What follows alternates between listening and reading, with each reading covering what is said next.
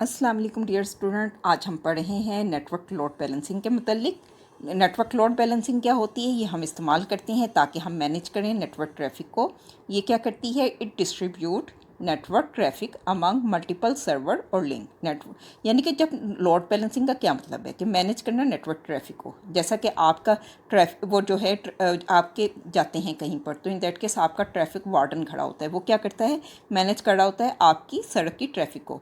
इसी तरह आप नेटवर्क लोड बैलेंसर को समझ लें कि वो बेसिकली आपका वो ट्रैफिक वार्डन है और उसने क्या करना है, नेटवर्क ट्रैफिक को कंट्रोल करना है। ठीक है, ये क्या करता है, नेटवर्क लोड बैलेंसर क्या करता है, it distribute network traffic among different server और लिंक। ये डिफरेंट सर्वर के दरमियान या लिंक्स के दरमियान क्या करता है, ट्रैफिक को वो जो है डिस्ट्रीब्यूट कर देता है। जैसे ट्रैफिक वार्डन करते हैं ना, कुछ को यानी कि रश हो तो कुछ को लेफ्ट पर भेज दिया, किसी को राइट पर भेज दिया, जैसे भी करता है वो डिस्ट्रीब्यूट कर देता है नेटवर्क ट्रैफिक को। इसी तरह ताकि बैलेंस कम हो जाए। इसी तरह ये नेटवर्क लोड बैलेंसर भी क्या करता है, डिस्ट्रीब्यूट कर देता है नेटवर्क ट्रैफिक को अमंग मल्टीपल सर्वर और लिंक्स। इसका पर्पज़ क्या होता है, ठीक है, it prevents one device from being overloaded. एक डिवाइस को ओवरलोड होने से ये रोकता है। दूसरा इसका यानी कि अगर एक ही बंदा ये काम कर रहा हो, ये एक ही डिवाइस ये काम कर रही हो, ठीक है, सारी ट्रैफिक आपके सर्वर की एक जो है सारी एक ही सर्वर को ट्रैफिक जा रही है, तो इन दैट केस वो क्या हो जाएगी, ओवरलोड। जैसा कि घर में सारा काम आपको असाइन कर दिया जाए तो आप ओवरलोडेड हो जाएंगे ना। तो इस वजह से इसको रोकने के लिए क्या किया गया है, लोड बैलेंसर, ताकि घर में क्या होता है, सबने काम अपने डिस्ट्रीब्यूट किए होते हैं। दूसरा क्या है इसका purpose, it improves network speed and reliability. इससे क्या होता है, नेटवर्क स्पीड इम्प्रूव होती है और रिलायबिलिटी होती है। जब यानी कि डिस्ट्रीब्यूट हो जाएगा काम तो नेटवर्क स्पीड भी इम्प्रूव हो जाएगी, ठीक है, और रिलायबिलिटी भी हो जाएगी। और तीसरा क्या है, it is used in large network and data centre. ये इस्तेमाल होती है लार्ज नेटवर्क्स में, जहाँ पर जैसा फेसबुक का नेटवर्क हो गया, ठीक है, और इंस्टाग्राम का नेटवर्क हो गया, ये लार्ज नेटवर्क हैं और इनके बड़े बड़े डाटा सेंटर होते हैं। ये यूज़ करते हैं load balancer, network load balancer, ताकि इनकी ट्रैफिक डिस्ट्रीब्यूट हो, ठीक है। Proper load balancing ensures smooth performance. जब प्रॉपर तरीके से लोड बैलेंसिंग की जाए तो इससे क्या होता है, आपकी परफॉर्मेंस स्मूथ हो जाती है, ठीक है। आपको यानी कि वो लेटेंसी वगैरह आपकी कम हो जाती है, नेटवर्क डिले कम हो जाती है, ठीक है। It helps network handle more user.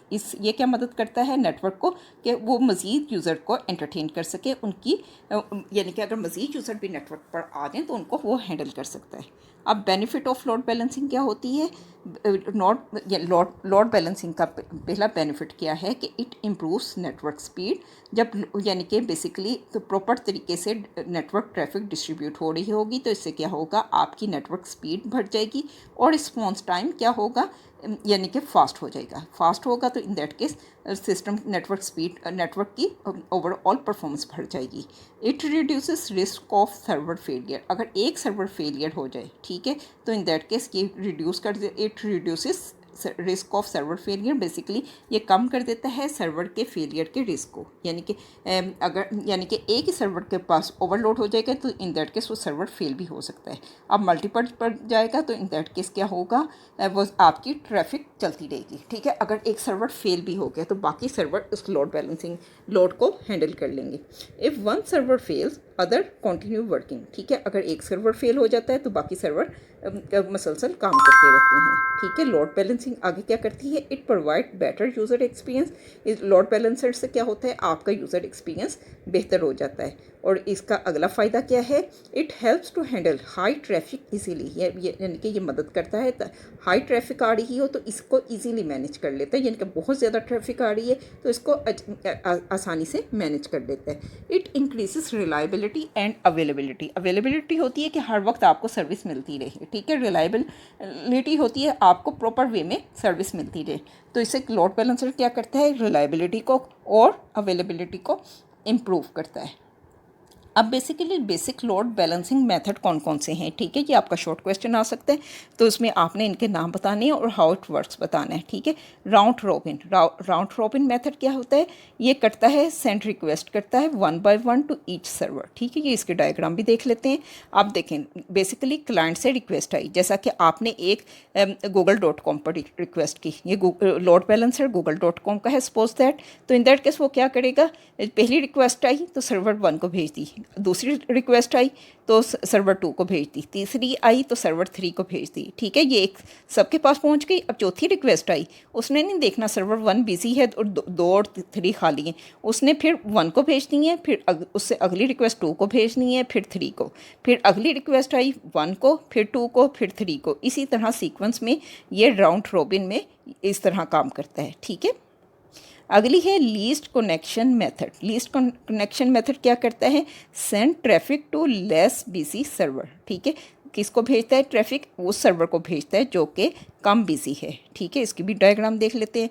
अब जो है क्लाइंट भेजता है रिक्वेस्ट लोड बैलेंसर को, लोड बैलेंसर देखता है कौन सा सर्वर फारिग है, वो देखता है सर्वर 1 के पास 5 कनेक्शन थे, सर्वर 1 बिजी है ज़्यादा, और सर्वर 2 के पास 2 कनेक्शन है तो वो कहते हैं इसके पास लोड कम है, और सर्वर 3 के पास 8 कनेक्शन है, तो इन दैट केस किसका लोड कम हुआ, 8 वाला ज़्यादा काम कर रहा है, 5 वाला या 2 वाला। अब 2 वाला जो है ना ज़्यादा फारिग बैठा हुआ है तो वो कहता है 2 वाले से तुम ये काम कर दो, ठीक है। अच्छा, अब आगे देख लें आईपी हैश। आईपी हैश क्या करता है, it uses client's IP address to decide the server. Basically ये इस्तेमाल करता है क्लाइंट का जो आईपी एड्रेस है, ठीक है, उसको क्या करता है, ये बेसिकली जब क्लाइंट रिक्वेस्ट करता है ना, इसको चलें डायग्राम से देखते हैं।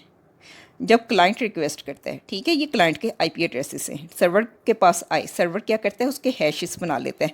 हैश क्या होता है, जैसा कि आपका एक सिग्नेचर होता है ना, जो अब जिसकी वजह से आप सिग्नेचर करती हैं तो बैंक वाले आपको पैसे दे देते हैं, ठीक है, कि यही बंदा है। इसी तरह सर्वर को पता चल जाता है, आईपी एड्रेस का उसने हैश बनाया होता है कि फ़लाँ से ही ये रिक्वेस्ट आ रही है, ठीक है। सपोज दैट पहला 192.168.1.10 ये अली का सर्वर है और 20 वाला मारिया का है, ठीक है। अब सर्वर के पास आई तो इन दैट केस उससे पता चल गया, और जो लोड बैलेंसर ने था पहले जो रिक्वेस्ट आई थी अली की, उसने सर्वर 1 को भेजी हुई थी, और जो मारिया की रिक्वेस्ट आई थी सर्वर 2 को भेजी हुई थी। अब जब दोबारा रिक्वेस्ट आएगी ना अली की, वो देखेगा इसका हैश किसके पास है, वो सर्वर 1 के पास है, तो इन दैट केस वो क्या अली की रिक्वेस्ट वो भेज देगा सर्वर 1 के पास। इसी तरह मारिया की रिक्वेस्ट आएगी सर्वर उसने भेजी थी सर्वर 2 को, तो अगली मरतबा भी वो उसको सर्वर 2 ही को भेजेगा, ठीक है। ये इस तरह आईपी हैश काम करता है, ठीक है।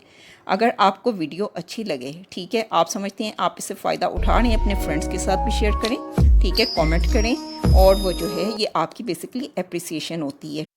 वीडियो को लाइक करना और चैनल को सब्सक्राइब करना ना भूलें।